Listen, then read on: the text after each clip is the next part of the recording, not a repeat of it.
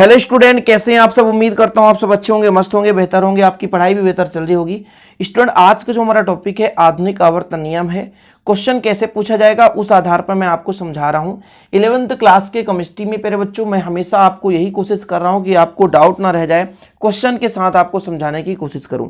एक एक छोटे छोटे टॉपिक के माध्यम से आपको लेक्चर दिया जा रहा है। इसके पहले के जो भी वीडियोज हैं वो आपको प्लेलिस्ट में मिल जाएंगे क्रम से। और हाँ, इसका आपको नोट्स लेना है, इसी प्रकार से नोट्स आपको लेना है तो आप कांटेक्ट कर सकते हैं 9685299149 पर।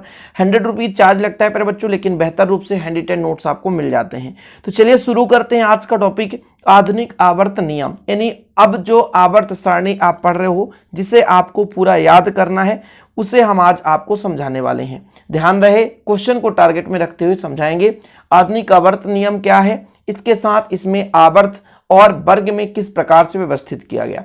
थोड़ा सा पृष्ठभूमि के बारे में बात करें तो सबसे पहले तत्वों का जो वर्गीकरण किया, डोबे-राइनर का त्रिक सिद्धांत है ना, फिर न्यूलैंड का अष्टक नियम, लोथर मेयर का सिद्धांत, इसके बाद मंडलीव की आवर्त सारणी, इसके बाद आपका आता है आधुनिक आवर्त नियम।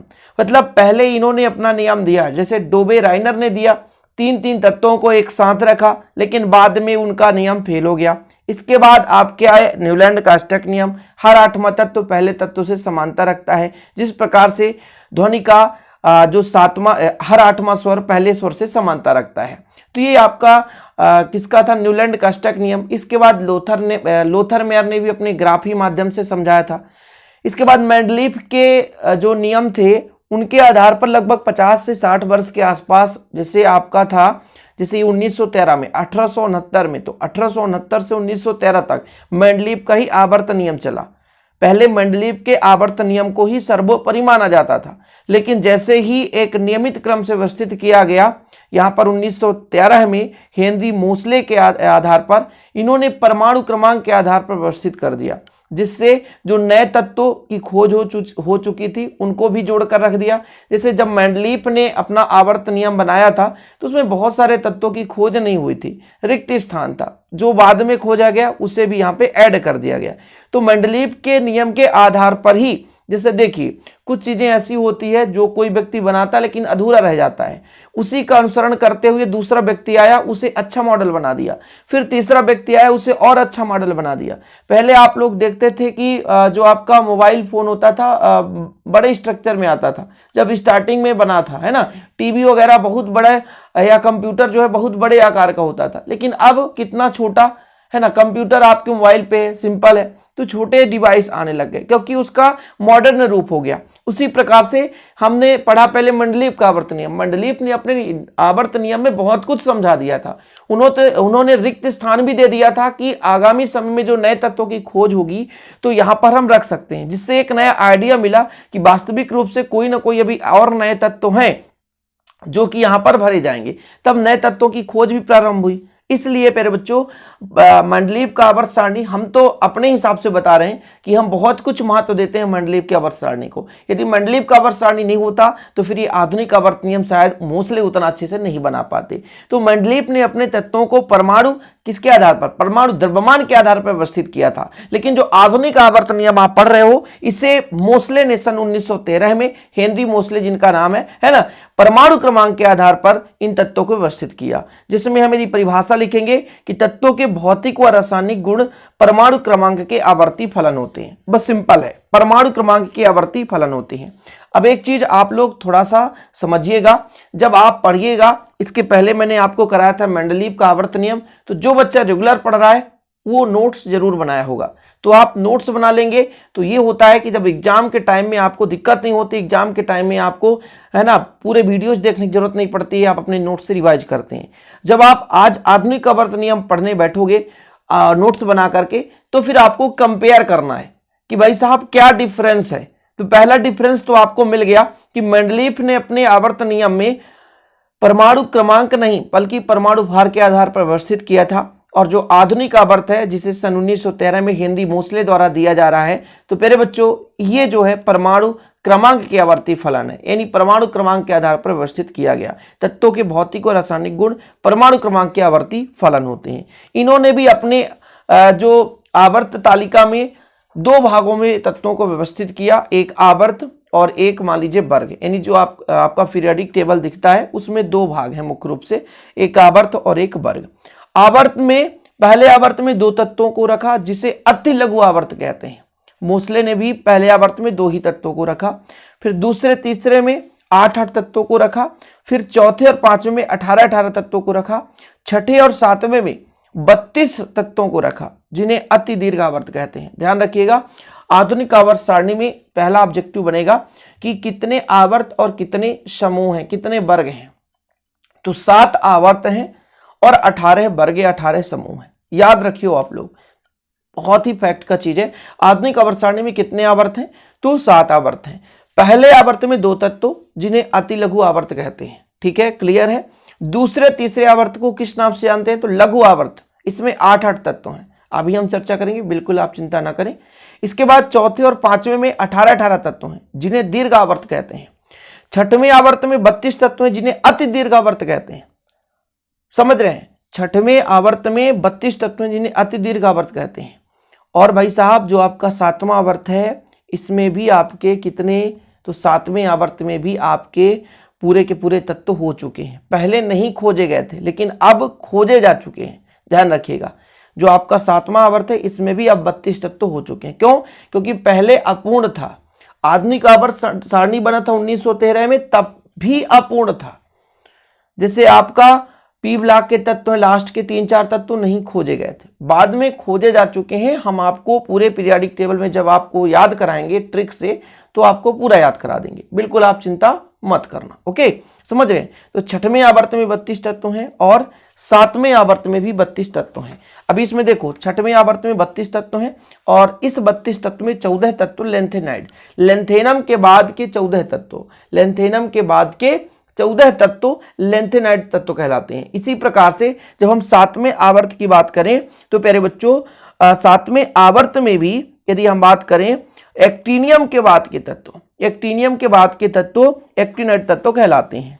तो 7वें आवर्त में भी 18 तत्व रखा जिसे अपूर्ण आवर्त कहा, किंतु वर्तमान में शेष तत्वों की खोज हो चुकी है, इसलिए पूरा कंप्लीट लिख दिया गया है। भाई पहले अधूरा था, पहले 18 तत्व ही थे, बाद में जो तत्व खोजे गए उनको भी रख दिया गया। तो अब पूरे कंप्लीट तत्व हैं, सभी तत्व। हमने बताया था कि जो 7वां आवर्त है इसमें जो एक्टिनियम के बाद के 14 तत्व हैं उसे एक्टिनाइड तत्व कहते हैं, ये समूह कहते हैं। बिल्कुल चिंता ना करें, अभी हम इसको सारणी के रूप में समझेंगे। फिलहाल अभी यहाँ पे वर्ग आप लोग समझ लो। वर्ग कितने वर्ग में रखा है? हमने आपको बताया कुल 18 ऊर्ध्वाधर खाने हैं और उन्हीं ऊर्ध्वाधर खानों को क्या बोलते हैं? वर्ग कहते हैं। अब एक परिभाषा यहाँ पर आवर्त का भी आ जाता है। आवर्त सारणी के क्षैतिज खानों को क्या? क्षैतिज खानों को आवर्त कहते हैं और ऊर्ध्वाधर खानों को हम क्या बोलते हैं? वर्ग कहते हैं। ठीक है, चलिए। आधुनिक आवर्त सारणी में ऊर्ध्वाधर खानों की कुल संख्या 18 है जिन्हें समूह या वर्ग कहते हैं। प्रथम समूह को क्षारीय समूह और द्वितीय समूह को जो समूह होता है वर्ग होता है क्षारीय मृदा समूह कहते हैं। 17वें वर्ग को हैलोजन समूह कहा गया।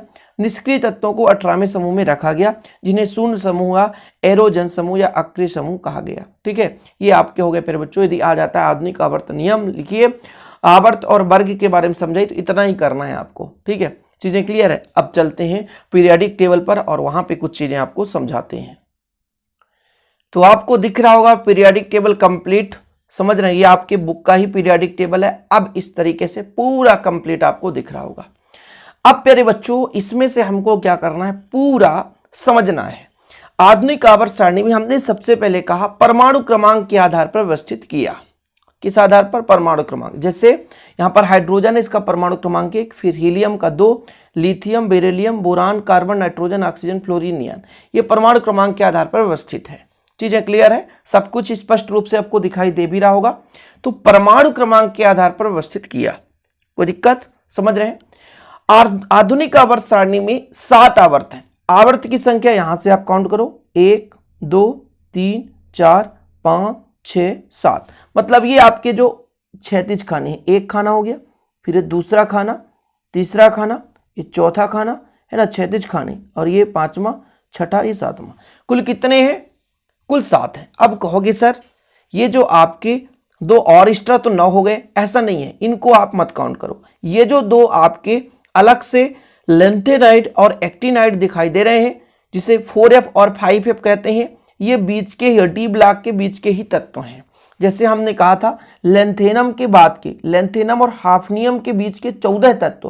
यहाँ पर परमाणु क्रमांक नहीं लिखा है, परमाणु क्रमांक पर बच्चों आपको मैं अगले लेक्चर में इसका जब ट्रिक बताऊंगा, पूरा सभी तत्वों को ट्रिक से याद करना है वो बताऊंगा, तब आपको समझ में आएगा।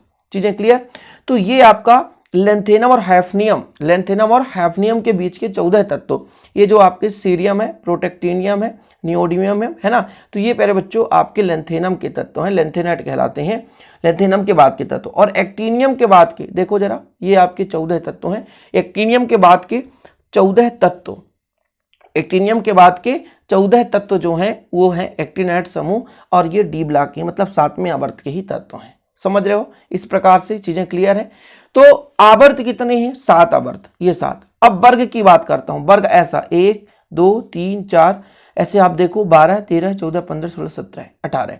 तो ये आपके जो आपके ऊर्ध्वाधर खाने हैं, क्षैतिज खाने आवर्त हैं, ऊर्ध्वाधर खाने आपके वर्ग हैं। सिंपल है, ऊर्ध्वाधर खाने देखो 1 2 3 4 5, ये आधुनिक आवर्त सारणी है। आधुनिक आवर्त सारणी बहुत सिंपल वे से आपको समझना पड़ेगा, हर एक पॉइंट समझना पड़ेगा। जो मैं समझा रहा हूं यदि आप इतना करते जा रहे हो दिक्कत नहीं होगी। छोटे छोटे वीडियोज के माध्यम से आपको लेक्चर देने का सबसे बड़ा कारण ये है कि आप लोग इसे समझें, और हाँ आप लोग शेयर भी करें। यदि आप लोगों को शेयर करते हैं लोगों को, तो थोड़ा सा मुझे भी मोटिवेशन मिलता है और मेहनत करने का भी मन करता है। तो प्लीज आप लोग शेयर जरूर करें। ओके, चीजें क्लियर है?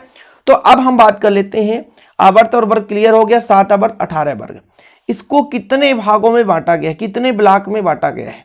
तो यदि हम बात करें 4 block, S block, P block, D block और एफ ब्लॉक। देख सकते हैं आप लोग कितने ब्लॉक है।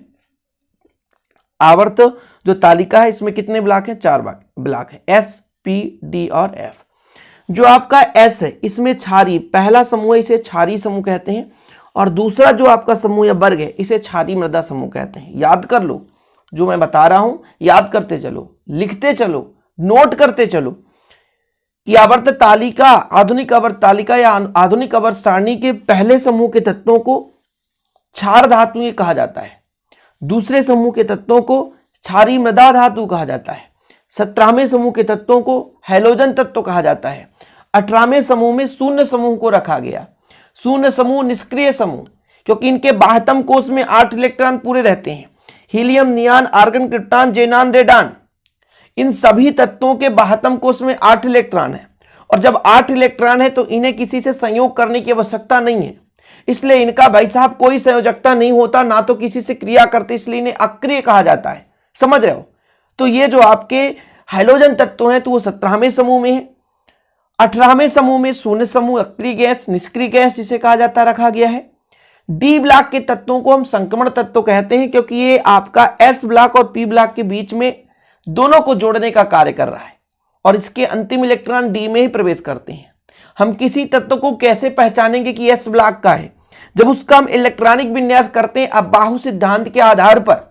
अबाहु सिद्धांत क्या है? सब कुछ मैंने कराया, आप लोग सर्च कर सकते हैं अबाहु सिद्धांत या अबाहु का नियम, शिव कोचिंग क्लासेस। ऐसा कोई भी टॉपिक आपको नहीं मिलेगा जो हमारे चैनल पे ना मिल पाए, बस हाँ आपको सर्च करना पड़ेगा। कोई भी टॉपिक आपको सर्च करना, हुंड का नियम बाय शिव सर या शिव कोचिंग क्लासेस, इतना कर दोगे आपको लेक्चर मिल जाएगा।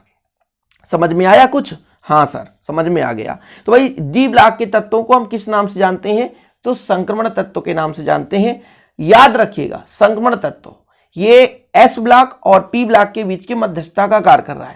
एक और मैंने क्वेश्चन कहा कि भाई साहब कैसे जानोगे कि कोई भी तत्व एस ब्लॉक का है, कोई भी तत्व पी ब्लॉक का है, कोई भी तत्व एफ ब्लॉक का है, कैसे जानोगे कि डी ब्लॉक का है? तो मैंने बताया कि यदि जिसका अंतिम